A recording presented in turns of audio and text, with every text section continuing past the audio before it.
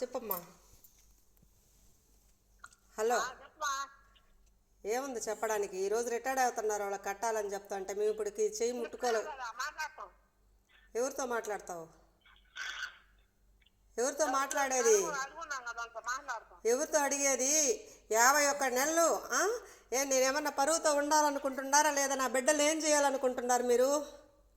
బడి మానేసి బిడ్డల కాపలా కూర్చుంటున్నా నేను. 2 నెలలు అని బతిలాడితే ఇచ్చా నేను. 5 సంవత్సరాలు 4 సంవత్సరాలా?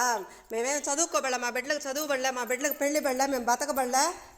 గంపల దొరసాను గానుకే రట్టా ఇట్టా చేసి, గంపల మందులని గానుకే రట్టా చేసి ఇప్పుడు మా పిల్లకాయల జోలికి వస్తారు మీరంతా.